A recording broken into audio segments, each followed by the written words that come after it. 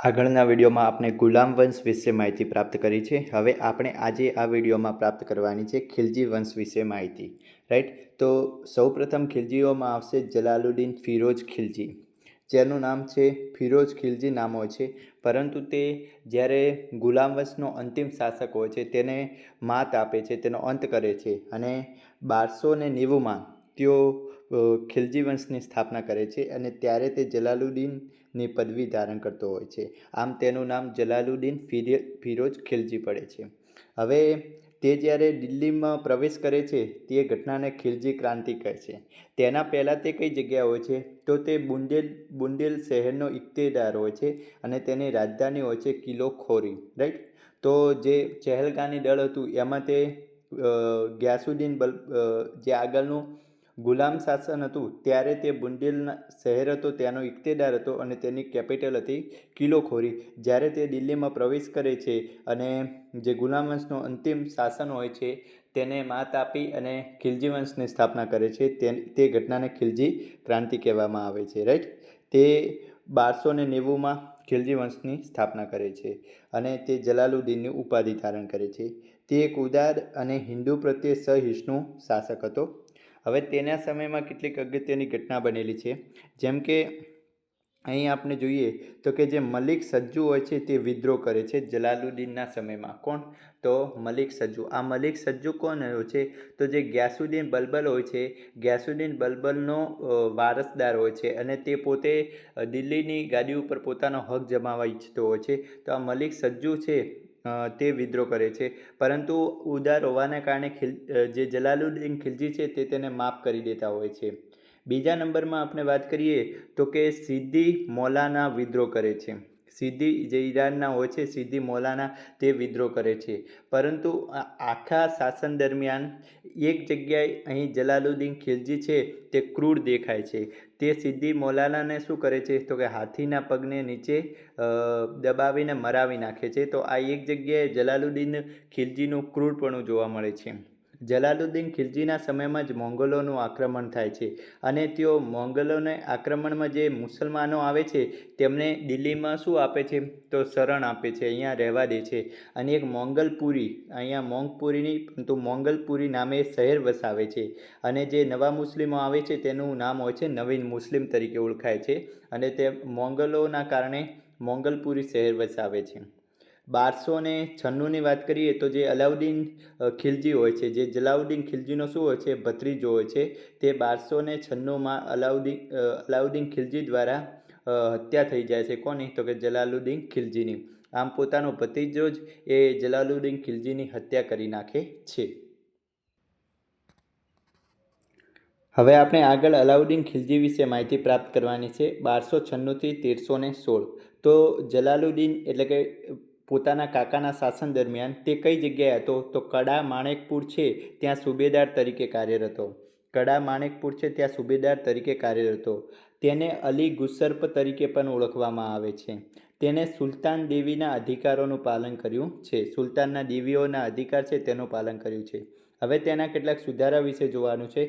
તો તેના સૈન્ય સુધારા વિશે જોઈએ તો તેને દિલ્હીમાં કાયમી સેનાની સ્થાપના કરી. તો દિલ્હીમાં કાયમી સેનાની સ્થાપના કરનાર કોણ હતો તો કે અલાઉદ્દીન ખિલજી હતો. રાઈટ, તેને એક વિભાગ બનાવે છે. તે વિભાગનું નામ છે આરિજે મુમાલિક.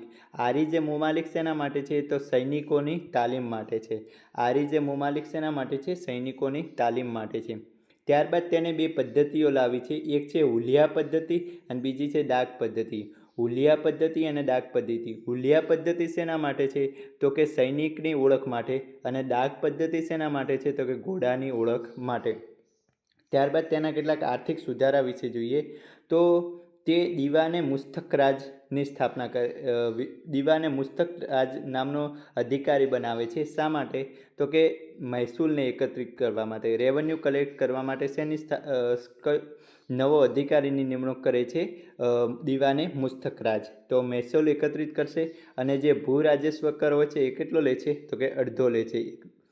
ત્યારબાદ જમીન વૈજ્ઞાનિક માપણી દ્વારા મહેસૂલ નક્કી કરે છે અને ખેડૂતની જે વાસ્તવિક આવક હોય છે તેના ઉપર જ મહેસૂલ લેવામાં આવે છે. તેને બે અન્ય પ્રકારના ટેક્સ નાખ્યા હતા. એક છે ચરાઈ ટેક્સ અને એક છે ગઢી ટેક્સ.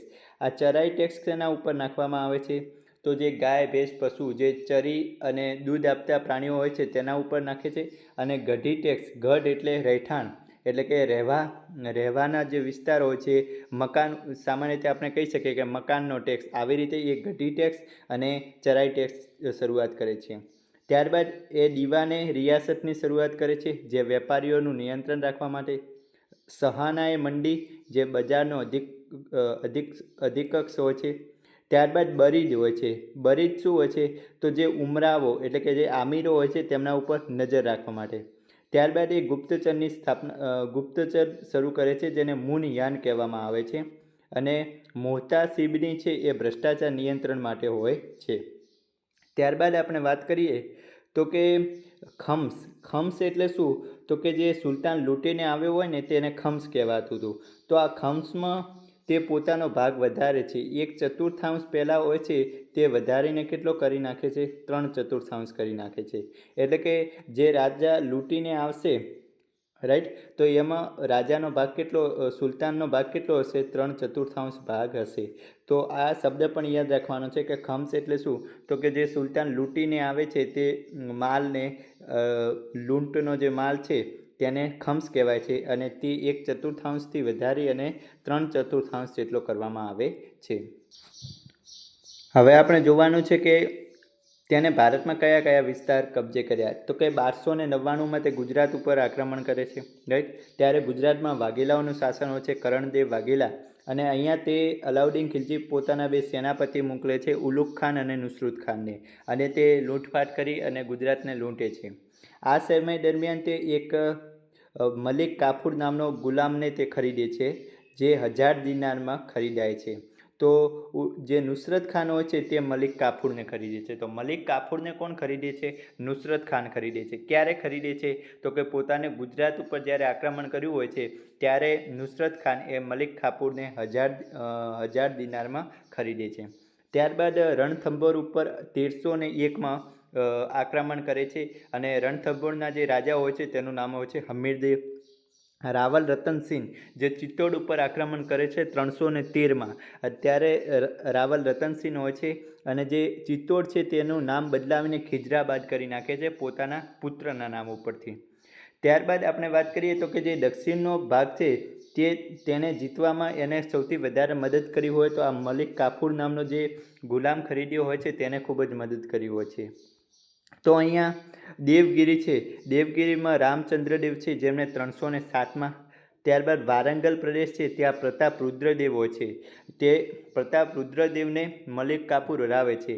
અને અહીંથી જ પ્રતાપ રુદ્રદેવ એ મલિક કાફુરને કોહિનૂર હીરો આપે છે 1309માં. ત્યારબાદ દ્વાર સમુદ્રમ ખાતે વીર બલ્લાલ 3 હોય છે, તેને પણ મલિક કાફુર હરાવે છે. ત્યારબાદ અહીં મદુરાઈનો અને તમિલનાડુનો જે વિસ્તાર છે ત્યાં વીર પાંડ્યા હોય છે, જે 1311માં હરાવે છે. અને અહીંયા રામેશ્વર ખાતે મસ્જિદ પણ બંધાવે છે તેવું પણ આપણને જાણવા મળે છે. દેવગીરીમાં 1313માં પણ આક્રમણ કરે છે, ત્યારે શંકરદેવ હોય છે શાસક, રાઈટ.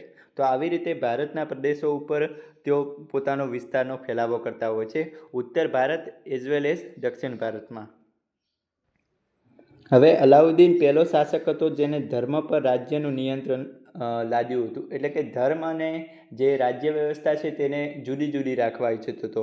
તે ધર્મને અનુસાર પોતાનું શાસન ઢાળવા નહોતો માંગતો, રાઈટ. હવે જેમ આપણે જોયું હતું કે જલાલુદ્દીનના સમયમાં એક સિદ્દી મોલા શું કરે છે? વિદ્રોહ કરે છે. એમ અલાઉદ્દીનના સમયમાં હાજી મોલા કોના સમયમાં આવશે? તો અલાઉદ્દીનના સમયમાં. સિદ્દી મોલ્લા કોના સમયમાં આવશે? તો કે જલાલુદ્દીનના સમયમાં. હાજી મોલ્લા એ વિદ્રોહ કરે છે, જેને દબાવે છે કોણ? તો હમીદુદ્દીન છે એ વિદ્રોહને દબાવી દે છે. મોંગોલો અલાઉદ્દીનના સમયમાં જે મોંગોલો હોય છે એ ભારત ઉપર અંતિમ આક્રમણ કરે છે. અલાઉદ્દીન એ સૌપ્રથમ રાજા છે જેને મિલ્ક, ઇનામ અને વકફ એટલે કે જમીનો જે ભેટદાનમાં આપી દીધી છે એ જમીનને પાછી લઈ અને તેને ખાલસા કરી દે છે. તો સૌપ્રથમ અલાઉદ્દીન રાજાઓ છે જે મિલ્ક તરીકે, ઇનામ તરીકે અને વકફ તરીકે જે જમીનો આપી દીધી હોય છે, આ જમીનને પાછી લઈ અને તેને શું કરી નાખે છે? તો કે ખાલસા કરી નાખે છે. તેના સ્થાપત્યની વાત કરીએ તો અલાઈ દરવાજા છે, હોજે ખાસ છે, સીરીનો કિલ્લો છે, જમાત ખાના મસ્જિદ છે. તો આ અલાઉદ્દીન ખિલજીના શું છે? સ્થાપત્ય છે. ત્યારબાદ આપણે વાત કરીએ કે 1316માં તેનું અવસાન થઈ જાય છે અને અંતિમ ખિલજી શાસક હોય છે જેનું નામ હોય છે નાસિરુદ્દીન ખુસરો. નાસિરુદ્દીન ખુસરો વિશે જોઈએ તો તેને પોતાના નામના સિક્કા બનાવ્યા હતા અને તેને જે ઉપાધિ ધારણ કરી હતી તે ઉપાધિ હતી પેગમ્બરનો સેનાપતિ. તો આ નાસિરુદ્દીન ખુસરો વિશે આપણે માહિતી પ્રાપ્ત કરવાની છે. માહિતી પ્રાપ્ત કરી 2 ફેક્ટ યાદ રાખવાના છે આપણે કે પોતાના નામના સિક્કા બનાવ્યા અને પેગમ્બરના સેનાપતિ તરીકેની તેને ઉપાધિ ધારણ કરી છે. રાઈટ. હવે આપણે અમીર ખુસરો જે અલાઉદ્દીન ખિલજીના દરબારમાં હતા તેમના વિશે માહિતી પ્રાપ્ત કરીએ તો કે અમીર ખુસરો જેમનું મૂળ નામ હતું અબુ હસન, તેમના ગુરુનું નામ હતું નિઝામુદ્દીન ઓલિયા, જે શું હતા તો કે સૂફી સંત હતા. આ આપણે નિઝામુદ્દીન ઓલિયાને જોઈ શકીએ છીએ અને આ છે અમીર ખુસરો. રાઈટ. નિઝામુદ્દીન ઓલિયા જે સૂફી સંત હતા તે તેના ગુરુ હતા. અમીર ખુસરોને તૂતીએ હિન્દ તરીકે ઓળખવામાં આવતો, એટલે કે હિન્દનો પોપટ. જ્યારે રાવલ રતનસિંહ ઉપર જ્યારે ચિત્તોડમાં આક્રમણ કરે છે અલાઉદ્દીન ખિલજી, ત્યારે અમીર ખુસરો તેમની સાથે હોય છે. અમીર ખુસરોને 8 સુલતાનોનું સંરક્ષણ પ્રાપ્ત થયું છે. અમીર ખુસરોએ સિતારની શોધ કરી છે, તબલાની શોધ કરી છે, કવાલીની પણ શોધ કરી છે. એટલા માટે ભારતીય કવાલીના પિતા તરીકે અમીર ખુસરોને ઓળખવામાં આવે છે. તેમણે ગાયનની એક નવી શૈલી વિકસાવી છે જેને ખ્યાલ શૈલી તરીકે પણ ઓળખવામાં આવે છે. તેમની કેટલીક પુસ્તકો છે જેવી કે લેલા મજનુ છે, આશિકાના છે, ખિઝર ખાન છે. આશિકાના બુક એ કોના ઉપર છે તો કે આશિકાના બુક આપણે જોઈશું કે કરણદેવ વાઘેલા હોય છે તે હારી જાય છે અને કરણદેવ વાઘેલાની જે પુત્રીઓ છે જેનું નામ હોય છે દેવલ દેવી. આ દેવલ દેવી અને અલાઉદ્દીન ખિલજીનો જે પુત્ર હોય છે જેનું નામ હોય છે ખિઝર ખાન, એમની પ્રેમ કથા ઉપર આશિકાના બુક એ અમીર ખુસરો દ્વારા લખવામાં આવે છે. ત્યારબાદ આપણે વાત કરીએ તો એને પર્શિયન કવિતા માટે એક સબાકી હિન્દ શૈલી પણ વિકસાવી છે. કઈ? સબાકી હિન્દ શૈલી જે પર્શિયન કવિતા માટે વિકસાવી છે. તો આ વિડીયોમાં આપણે શેના વિશે માહિતી પ્રાપ્ત કરી તો ખિલજી વંશ વિશે માહિતી પ્રાપ્ત કરી છે. રાઈટ. હવે આપણે આગળના વંશ વિશે માહિતી પ્રાપ્ત કરીશું.